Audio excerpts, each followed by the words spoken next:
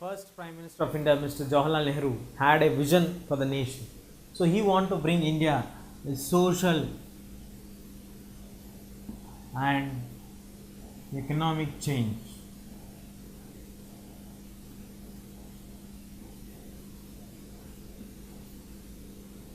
As we have discussed earlier, the states were divided. What Jawaharlal Nehru has get afraid or scared of is that will this division be adding to the nation or will it be a disaster to a nation?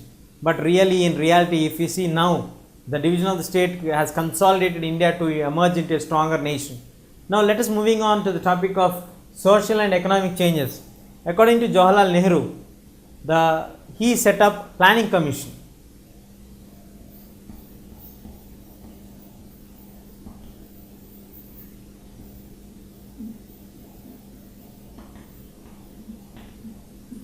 Just a month after the elections were completed, he immediately set up the planning commission in order to get a perfect planning for the nation. His ideology in getting perfect planning is to get perfect economy of the nation. In this economy, he had a very good vision of getting good polity. In the good polity, he means that if a nation is developed very well, then the small issues of caste divisions, creed divisions, the religious divisions, the other divisions will disappear from the development point of view. So Jawaharlal Nehru want to have a good political condition where there will not be any divisions based on these things. So in order to develop this, the planning commission was set up. The planning commission's main responsibility was to plan the funds carefully and to allot to the respective departments and make that the work will be done and ensure that this particular amount has been given to that particular department. And the key focus was in the first 5-year plans. Planning commission initiated the 5-year plans, and the first 5-year plan came into effect from 1951 to 56. The first 5-year plan initial period was to develop the agriculture. How to develop the agriculture? Because in a country like India where 80% of the Indians are on the agricultural backdrop. So if you develop the agriculture, automatically majority of the people will get the development. So in order to get the majority of development or sustainability of their life, Jawaharlal Nehru has focused clearly on the agricultural setup. In order to get better developments in the agriculture, he came forward with a 3-pointed view. That is that first one is the land, second one is the zamindari system, third one irrigation facilities. The first point is the land ceilings. The land, excess land, whichever is maintained by anybody, should be abolished and redistributed for the landless poor people. The zamindar system has to be abolished. It should be redistributed and the tax system should be reduced. At the same time, we should provide the irrigation facilities for all the regions wherever it is necessary and wherever it is required. And we need to build major dams. We need to build major small check dams to provide water for all the people or lands. Now, coming to the land distribution, zamindari system and irrigation. Initially, the Land Ceiling Act was passed and the lands were grabbed. But in true spirit, the lands were not distributed actually to the landless poor people.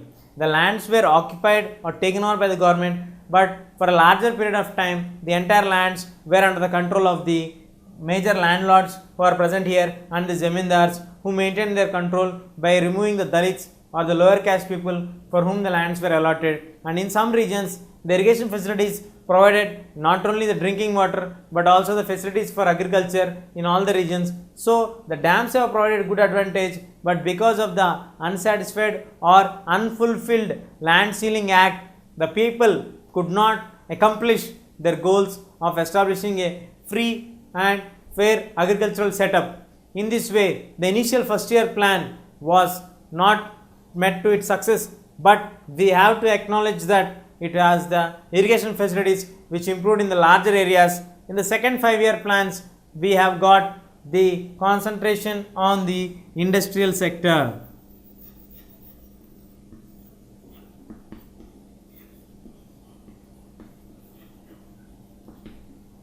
What happened for the industrial sector?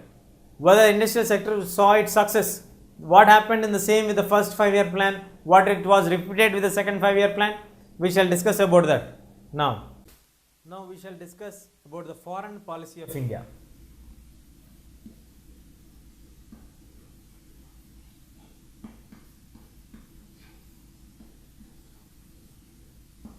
What is a foreign policy? Any nation, let it be put name as A nation to have relation with a nation with B, or any nation having relation with the other nations, is called foreign policy. The nation may be positive or negative. Any nation which wants to have relation with the other nation is called foreign policy, or at the same time, if any nation which does not want to have relation with the other nation also comes under the foreign policy. It's that like positive as well as negative. A nation, put it like this way, A wants to have relation with B is also a foreign policy, and also a nation which does not want to have relation with B or with another nation also is a form of foreign policy, which means that, like for example, India likes to have relation with Sri Lanka, Nepal, China, Bhutan or some other nations. It comes under positive side. At the same time, India does not want to have clear relations with Pakistan if they are intruding into the Kashmir issue. So in this way, the same standard can be maintained at the same nation at two different views. That is why foreign policy is very important and very crucial. And by the time India became independent, Indians are in a situation that where India has to choose between the two great superpowers. I think you all know the two superpowers. One is USA representing the democratic bloc.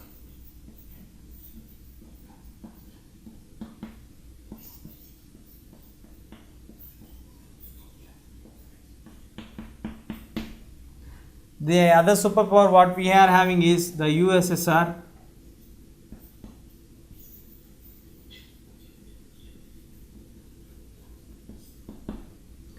Now, these are the two superpowers which have emerged after India, after the World War II, after 1945, the entire world scenario has changed. We got USA and USSR, the two different ideologies representing with the two powerful national armies present for them.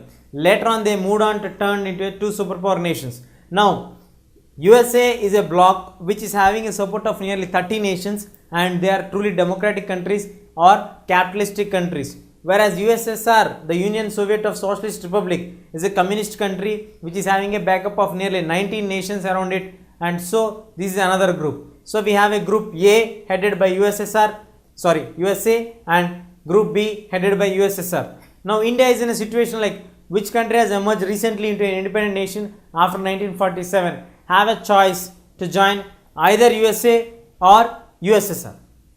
It should take either the stand towards capitalistic and democratic setup or towards the communistic. By the time we took the democratic setup, it is clear that we are going to join towards USA. And Jawaharlal Nehru personally had very good intimacy with the USSR leaders, and he appointed his own sister as an ambassador to the USSR. So now what is the conflict that we are going to maintain it? Are we going to get the success towards USA or towards USSR?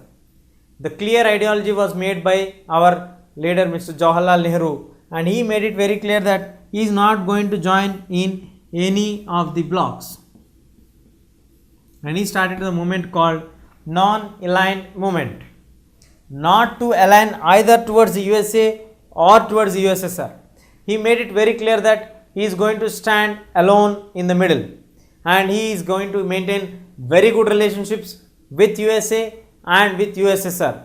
But his ideology is that the newly independent nations should have a choice of not joining any of the power blocks, which may in turn result into any kind of war situation in the future. So in order to safeguard himself from any of the further controversies, he made it very clear by three group nations, like the nations which joined in this NAM are India, Yugoslavia